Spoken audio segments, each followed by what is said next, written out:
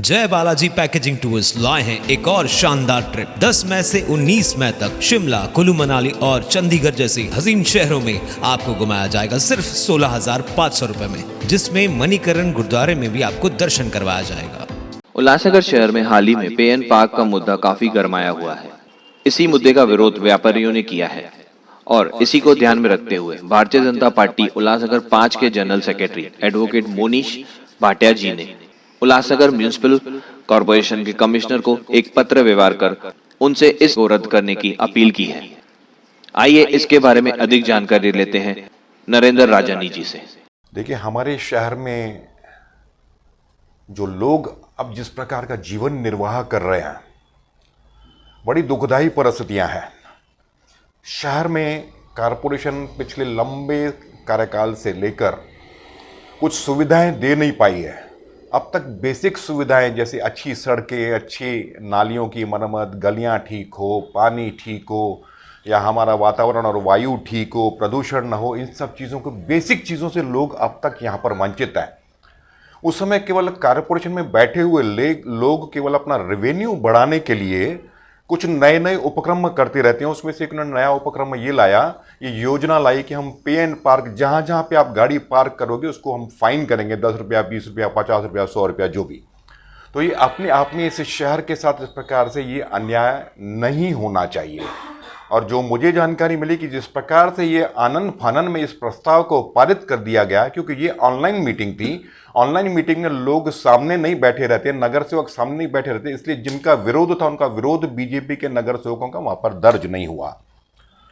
दुर्भाग्य की बात है कि इस प्रस्ताव में लाने में कौन है, शहर ने सोचना चाहिए कि प्रस्ताव लाया किसने, महापौर किसका है, सत्ता किसकी है। मैं मानता हूं भारतीय जनता पार्टी के स्थायी समिति का सभापति का एक पद भारतीय जनता पार्टी को है, लेकिन यह महासभा में आया था, स्थायी समिति में नहीं आया था।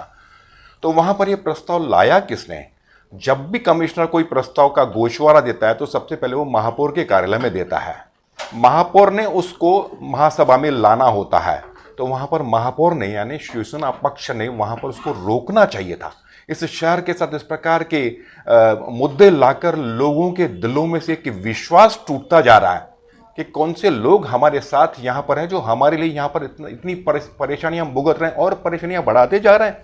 कोविड की परेशानी से लोग मुश्किल से उभर कर अपने जीवन का निर्वाह कर रहे हैं, उनके ऊपर आप ये पे एंड पार्क लगा दोगे।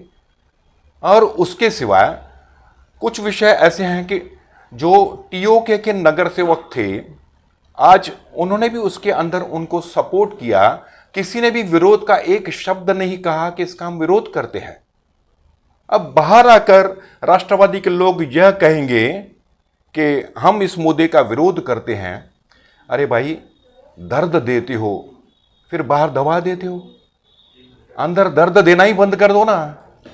जो आपके लोग अंदर हैं उनको कहो तो सही कि दर्द मत दो बाबा, दर्द उनसे दिलवाते हो फिर बाहर दवा लेके घूमते हो, ऐसे ठीक नहीं है ना। ये हमारे सभी साथियों को, जो सहयोगी जो इस शहर में राजनीतिक सिस्टम में काम कर रहे हैं, उन्होंने यह सोचना होगा कि हमारे जो लोग अंदर काम कर रहे हैं, भारतीय जनता पार्टी के नगर सेवक अंदर कोई चूक करते हैं तो हमारा काम है कि हम उनको कहें कि आपकी चूक है, इसको मत करो इस प्रकार से।